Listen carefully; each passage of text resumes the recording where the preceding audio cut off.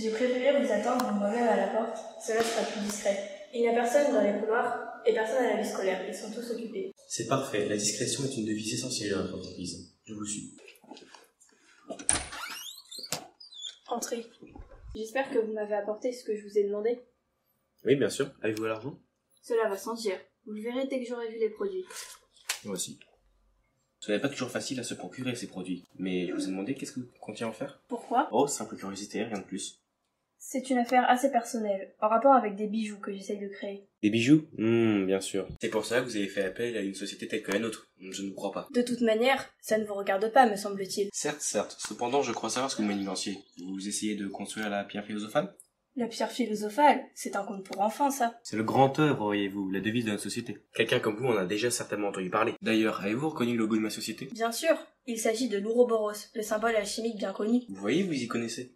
Je vous rappelle que je suis professeur de physique-chimie, et que l'alchimie est considérée comme l'ancêtre de la chimie. C'est bien normal que j'ai quelques notions.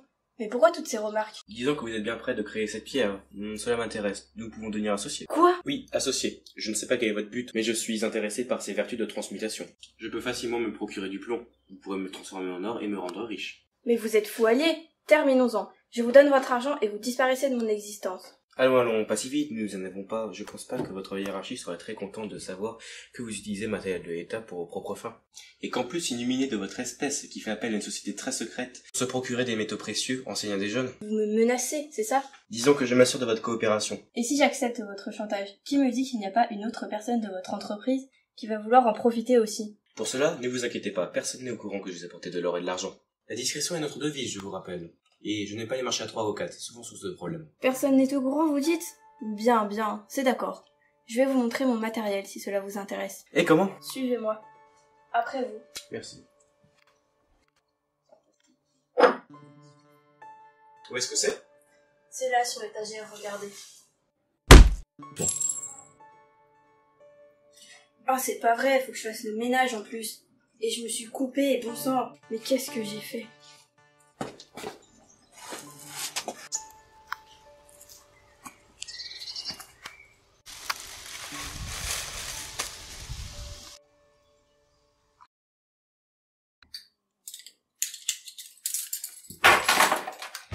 Alors, qu'avez-vous à nous dire? Rien de spécial. Ne jouez pas à la plus maline avec nous, les preuves sont là. Quelle preuve? Nous avons trouvé sur le corps de Nicolas Flamel un cheveu qui ressemble beaucoup au vôtre. Vous parlez d'une preuve? Nous avons retrouvé votre sang sur le bocal. Cassé, étrange, non? Et vous êtes sûr que c'est le mien? Il n'y a pas le moindre doute. Vous vous souvenez sans doute que je suis venue vous faire un prélèvement sanguin. Comment l'oublier? Vous piquez comme si vous aviez des gants de boxe. Eh bien, l'analyse ADN montre que votre sang est sur le bocal ainsi que celui de Nicolas Flamel. D'autre part, une étude approfondie des positions des taches de sang a montré que la meurtrière est gauchère. Vous n'êtes pas très nombreuses dans ce collège à être gauchère. Il y a aussi Madame Yellowwater. Vous ne la soupçonnez pas, elle? Bien sûr que si, mais nous n'avons pas trouvé ses empreintes et son sang sur le bocal brisé. Ah, ses empreintes. Eh oui, ses empreintes. Mais ce Nicolas Flamel aurait pu récupérer un bocal cassé que j'ai utilisé. Sauf que nous avons retrouvé un bout de ce bocal dans votre labo, sous une étagère. Mais aussi là où était le corps, il ne s'est quand même pas frappé à la tête tout seul. Bien Maël, nous sommes sur le point de la coffrer. Ne cherchez pas, tout vous accable, vous êtes piégés. Nier ne fera qu'aggraver votre cas. Avouez maintenant. Oui, c'est moi. J'ai paniqué, mais on m'avait fait chanter. Vous faire chanter? À propos de quoi? Le mobile nous échappe encore. Nous savons que vous avez passé une commande à Latanor pour de la poudre d'or et d'argent. Que vous alliez mélanger au mercure pour faire la pierre philosophale. C'est cela, n'est-ce pas? Oui, c'est ce que je voulais. Il a voulu me faire chanter en menaçant de révéler ce que je cherchais à faire, ruinant ainsi ma carrière. J'aime trop mon métier. J'ai paniqué et je l'ai tué. À quoi vous aurait servi cette pierre? À devenir riche? Riche? Vous n'y êtes pas du tout. Je manque de temps pour faire tout ce que je veux, et la pierre philosophale m'aurait donné l'immortalité, et l'occasion de faire tout ce dont je rêve. Et vous avez réussi? Non, malheureusement, cela a été un échec, et ma vie va l'être aussi. Morgane dans le rôle du commissaire. Jeanne dans le rôle du commissaire. Maëlle dans le rôle de l'assistante. Inès dans le rôle du journaliste. Lise dans le rôle du journaliste. Romane dans le rôle de Madame Fox. Louisa dans le rôle de l'élève et du scientifique. Clarisse dans le rôle du scientifique et de l'élève.